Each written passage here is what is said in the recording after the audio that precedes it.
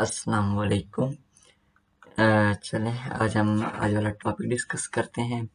तो सबसे पहले हम अपने अकाउंट में चलते हैं। मैं आपको वीपीएस पर ले चलता हूँ। ये हमारा वीपीएस है और ईबे का अकाउंट है। तो होगा क्या कि हम सबसे पहले शॉप एंड स्टोर को ना डिस्कस करते हैं। शॉप क्या होती है और स्टोर क्या होता है। मैं आपको आसान लफ्ज़ों में बताता हूँ। शॉप एक न्यू बंदा है, उसने अपनी न्यू शॉप ओपन किया। उसके पास आप सपोज कर लें कि जस्ट 50,000 रुपया उस पर इन्वेस्टमेंट थी। उसने 50,000 से अपनी एक शॉप ओपन कर लिया किसी चीज़ से। तो उसने जो जहाँ से स्टार्ट लिया है उसको हम शॉप बोलेंगे, जो चीज़ छोटी है। ठीक है, अब उसने अपनी शॉप पर काम किया है, अंदर इन्वेस्टमेंट की है, अपने बिजनेस को रनिंग में लाया है। शॉप से वो बढ़ बढ़ के उसने अपने शॉप से अपने स्टोर में कन्वर्ट कर ली। जिस तरह आप अपने आम डेली लाइफ में देखते हैं कि पहले जो भी बड़ी स्टोर था, सबसे पहले शॉप ही होती है। शॉप से वो इनकम कर करके अपने ग्रो अप होके वो आपके स्टोर में कन्वर्ट हो जाता है। इसी तरह सेम इसी यहाँ भी ये ऐसे ही होता है। सबसे पहले शॉप होती है, शॉप पे हम काम करते हैं, ग्रो कर करके उसको हम स्टोर में कन्वर्ट कर देते हैं।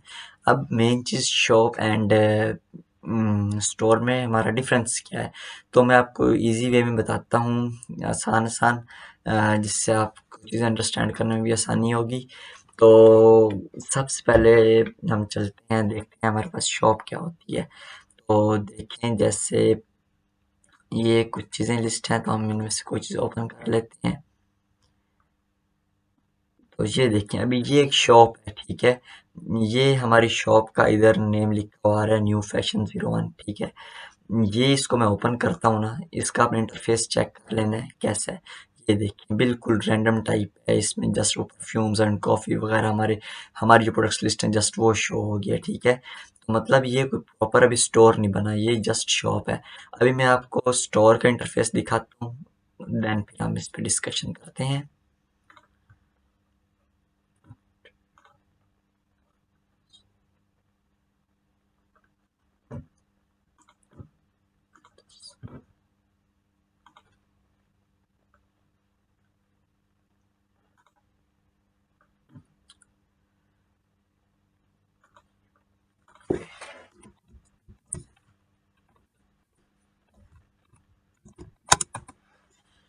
ओके, तो हम ebay.com में चलते हैं। लेट्स सपोज हमारी ये प्रोडक्ट है, तो हम इसको ओपन कर लेते हैं।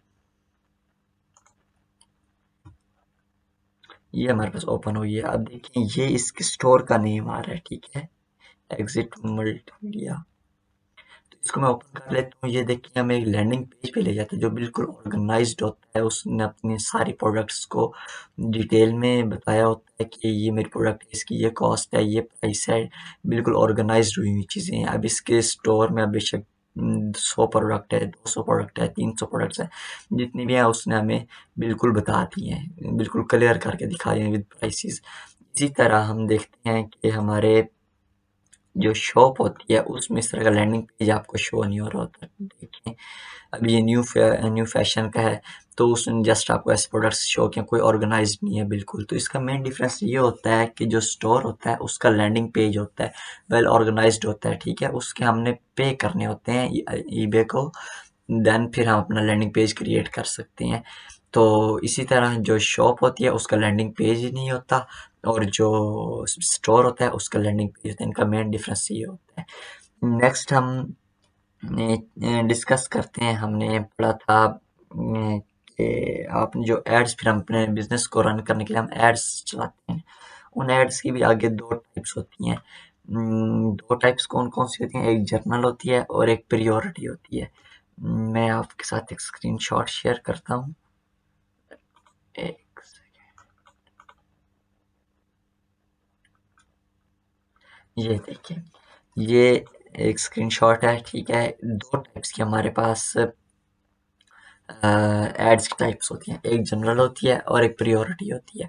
जनरल का क्या क्या काम होता है और प्रियोरिटी का क्या काम होता है, मैं यहाँ पे क्लियर करता चलूँ। जनरल, जब आप कंपेन चलाएंगे ना, ऐड चलाएंगे अपनी प्रोडक्ट पर, तो वो आपसे पूछेगा। सॉरी, जनरल का काम ये होता है कि जब आपको क्लिक आएगी ना, अच्छा सॉरी, मैं पहले ये क्लियर कर देता हूँ कि ना एड्स का काम क्या होता है। एड्स का काम जस्ट ये होता है कि वो आपके प्रोडक्ट पर आपको ट्रैफिक ला के देती हैं, चाहे उस पर सेल आए या ना आए, वो अलग की बात है।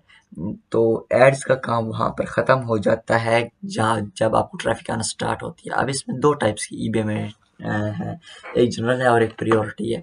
जनरल में क्या होता है कि जनरल में ईबे आपसे उस टाइम चार्ज करता है जिस टाइम आपके प्रोडक्ट पर सेल स्टार्ट हो जाती है आपकी एड्स पे ना। लेट्स सपोज के होगा ऐसे कि अब आपकी एक प्रोडक्ट है, आपने उस पर ऐड चला दी है और अब कस्टमर आता है, वो आपके प्रोडक्ट पे क्लिक करता है, आपकी ऐड चल रही है, ऐड पर क्लिक करेगा और आपको आपके प्रोडक्ट वगैरह व्यू करके चला जाएगा, तो और आपसे चीज़ नहीं परचेज करेगा। इस सूरत में आपको ईबे कोई चार्ज नहीं करेगा आपसे। जब एक कस्टमर आएगा, वो आपकी प्रोडक्ट देखेगा, आपसे परचेज करेगा चीज़, देन ईबे आपसे चार्जेस लेगा। इसको हम बोलते हैं जनरल, ठीक है, general ads. Then priority ads में क्या होता है? प्रियोरिटी एड्स इससे थोड़े से डिफरेंट होते हैं। इसमें क्या डिफरेंस है? प्रियोरिटी में भी सेम उस तरह एड्स कैंपेन्स चल रही होती हैं। कैंपेन्स चल रही होती हैं, कस्टमर आता है, वो आपकी ऐड पर क्लिक करता है, ठीक है। अब कस्टमर ने आपकी ऐड पर क्लिक कर दी है, उसने आपसे चीज़ परचेज की है नहीं की है, वो अलग चीज़ है। ईबे ने आपसे, आपने इसमें बिडिंग होती है, ठीक है, आपने बिड विन करनी होती है। आपने $1 की बिड लगाई है, आपने 0.50 की सेंट्स की बिड लगाई है, ठीक है। तो आपने जितने की बिड लगाई होगी उतने ईबे ने आपसे चार्जेस ले लेने हैं जस्ट वन क्लिक पर। अगर कस्टमर आके आपसे क्लिक ले लेता है, आप पे आके ऐड पे क्लिक कर देता है और आपसे चीज़ बेशक परचेज नहीं करता, बट उसने क्लिक कर दिया, तो आपने ईबे को वो अपनी जो बिड लगाई है वो पे करने ही करने हैं। ये प्रायोरिटी में होता है। एक और बार मैं क्लियर करता हूँ जनरल और प्रायोरिटी में क्या फ़र्क होता है।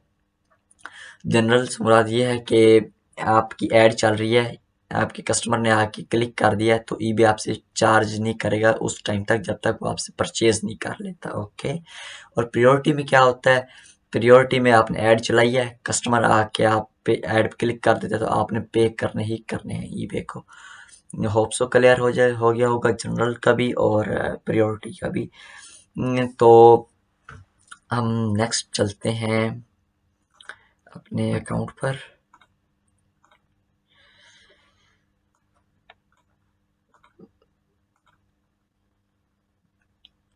ये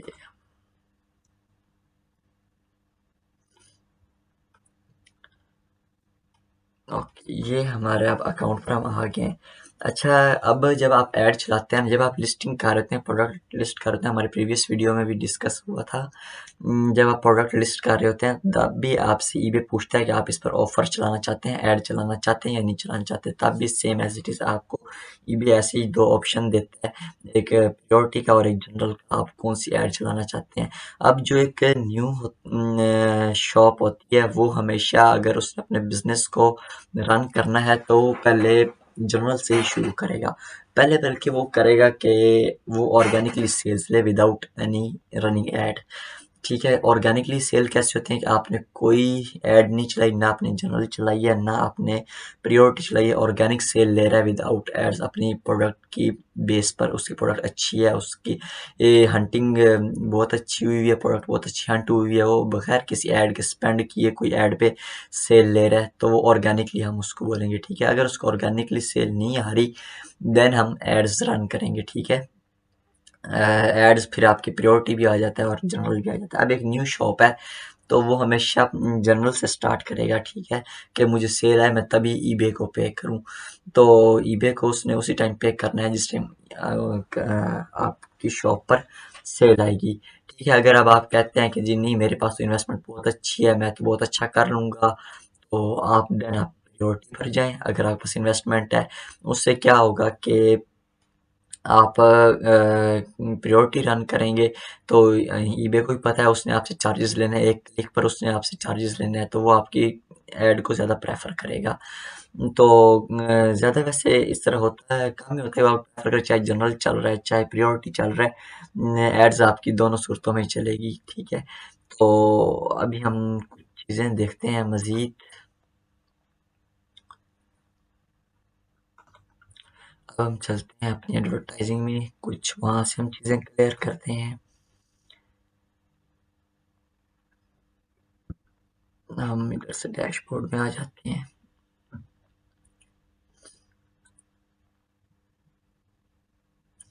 ये देखें, ये अभी मेरी लास्ट 31 डेज का आ गया है, डाटा आ गया मेरे पास। कंपैरिजन हम इसको यहाँ से कर लेते हैं। अब मैंने कंपेन चलाई हुई है प्रियोरिटी, ठीक है। अभी मुझे 228 इस पर क्लिक्स आए हैं मेरे पूरे 31 डेज में।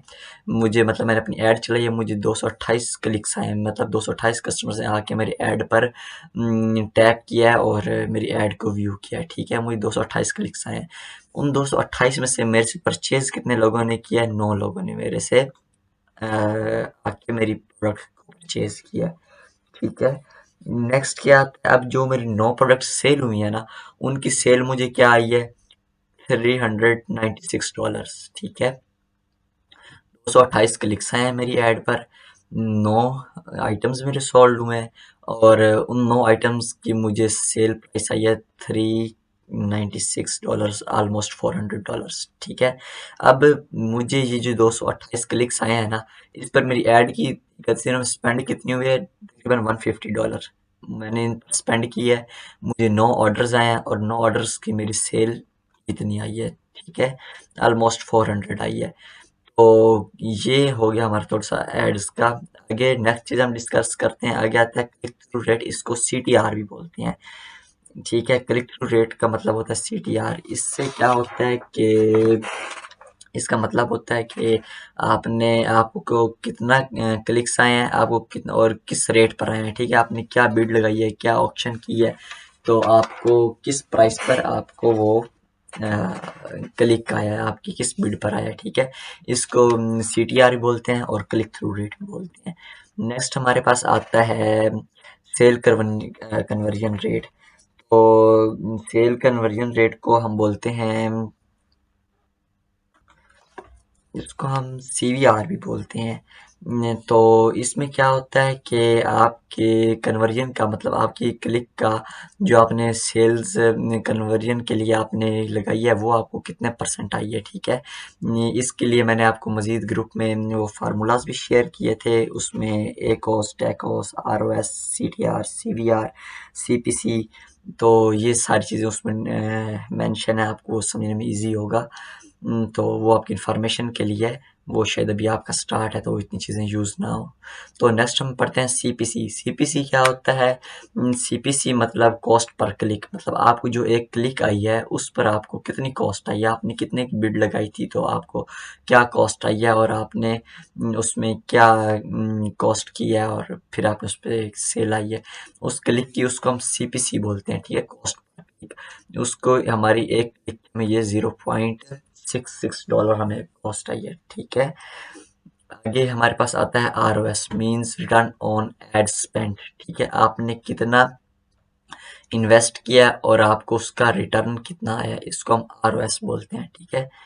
ROS, अब देखिए मैंने अब लेट्स सपोज मैंने इतना स्पेंड किया है, मैंने लेट्स सपोज हम कर लेते हैं, हम $500 स्पेंड कर लिया है, ठीक है। हमने उसमें से ऐड की फीस हमने तकरीबन हमें 150 में स्पेंड आई है, ठीक है। मुझे क्लिक्स कितने 228 आए हैं, मुझे यूनिट कितने सोल्ड हुए हैं 9, और उन 9 की मुझे सेल आई है ऑलमोस्ट $400, ठीक है। तो उसकी एवरेज निकाल के हमें ROS हमारा बनता है 2.63। मेन इसमें यही बात है कि आप ROS बोलते हैं रिटर्न्स ऑन एड स्पेंड्स को, कि आपने कितना एड्स पे स्पेंड किया है और आपको उसका कितना रिटर्न आया है। होप सो यहाँ तक क्लियर हो गया होगा। नेक्स्ट हम आगे, हमारे ये 31 दिनों का हमारे पास ये चार्ट आ जाता है कि हमें किस दिन कितनी सेल आई है, कितनी ट्रैफिक आई है, कितने क्लिक्स वगैरह आए हैं, तो ये चीज़। नेक्स्ट हम अपनी कंपेन्स को थोड़ा बहुत ओवरव्यू कर लेते हैं। ये जिस तरह अभी ये 2 कंपेन्स चल रही हैं और दोनों प्रायोरिटी चल रही हैं।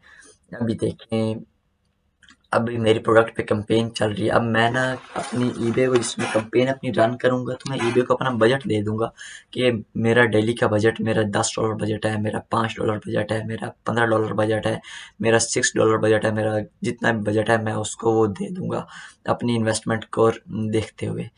तो उससे होगा ये कि अगर आपकी प्रोडक्ट जब आप एड्स चलाते हैं, चाहे वो आप प्रायोरिटी चलाएं या चाहे जनरल चलाएं, उससे क्या होगा, आपको जब क्लिक्स आएंगे ना, तो अब आपने जब डेली का ईबे को बजट दिया होगा ना, लेट्स सपोज अभी मैंने ये $6 एंड $4 बजट दिया हुआ है ईबे को अपना, कि मेरा ये डेली बजट है, अब जब मुझे क्लिक्स, मैं प्रायोरिटी चला रहा हूँ ना, तो अब मुझे डेली के जब क्लिक्स आएंगे, चाहे मुझे 1 क्लिक आ रहा है, 2 आ रहे हैं, जितने मुझे क्लिक्स आएंगे, जब मेरे डेली के $6 स्पेंड हो जाएंगे, मेरी ऐड वहीं पे स्टॉप हो जाएगी, मुझे और कोई एक्स्ट्रा क्लिक नहीं आएगा। मेरी डेली के जब $6 या मेरे $4 या जितने मैंने उसको बजट दिया होगा, वो जब तक मेरा पूरा नहीं होगा मेरी ऐड चलेगी, जब मेरा बजट डेली का पूरा हो जाएगा मेरी ऐड स्टॉप हो जाएगी।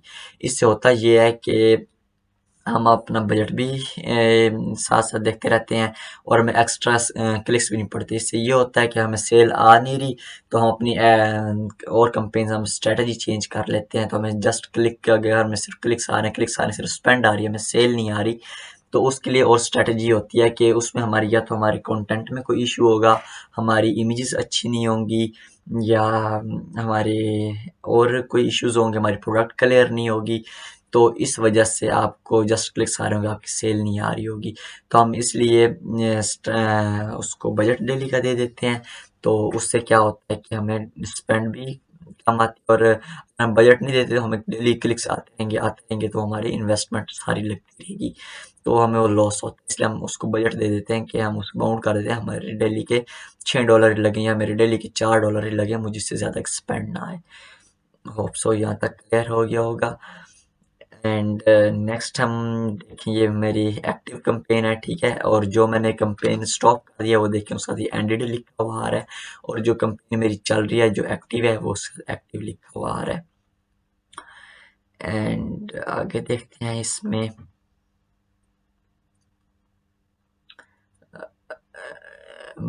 ठीक है, कंपेन्स हमारी यहाँ पर क्लियर हो जाती हैं।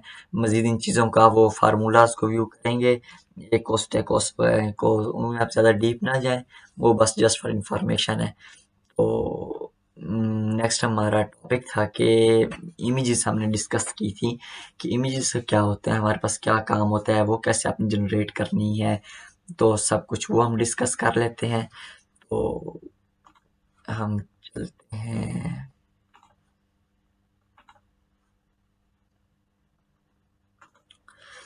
तो मैं भी आपके साथ कुछ इमेज शेयर करता हूँ।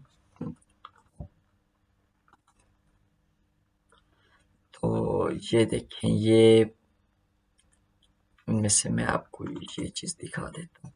अभी आपने एक चीज़ नोट करनी है, जैसे ये इमेज है ना, हम इमेज अगर आप खुद क्रिएट कर सकते हैं तो वेल एंड गुड।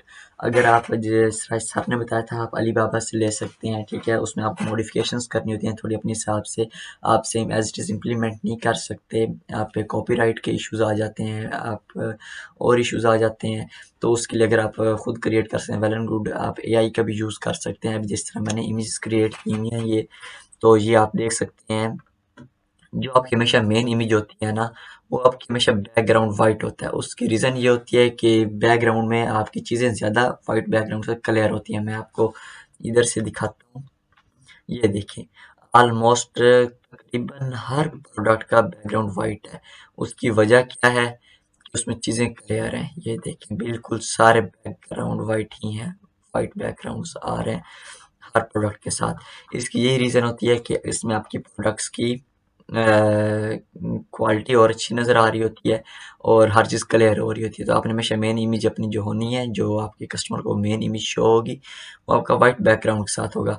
बाकी इमेजेस आप व्यू कर लें, व्यू करने का कराने का मकसद जस्ट ये है कि आपको आइडिया हो जाए, आपने जितनी अट्रैक्टिव एंड डिसेंट आप अपनी पिक्चर रखेंगे, और जितनी आपकी डिटेल ज़्यादा होगी, उतना आपका कस्टमर अट्रैक्ट होगा, जितना आपका कस्टमर अट्रैक्ट होगा उतने ही आपकी सेल आने के चांसेस होंगे।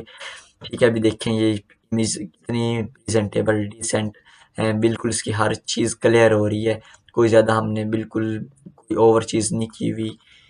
तो ये देखें, मेरी हर चीज़ अंदर प्रोडक्ट की क्लियर हो रही है, मेरी प्रोडक्ट के क्या बेनिफिट्स हैं, मेरी प्रोडक्ट्स के क्या यूज़ हैं, क्या प्रोडक्ट है, तो ईच एंड एवरीथिंग इसमें इन इमेज में क्लियर हो रही है, अट्रैक्टिव भी हैं, और इस तरह की इमेज पे सेल्स ज़्यादा आती है।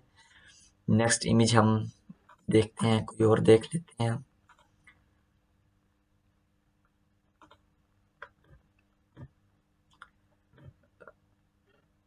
पिंक साल्ट को हम व्यू कर लेते हैं। तो ये देखिए, ये हमारी मेन इमेज हो जाती है वाइट बैकग्राउंड के साथ। बाकी आप इमेज देखें,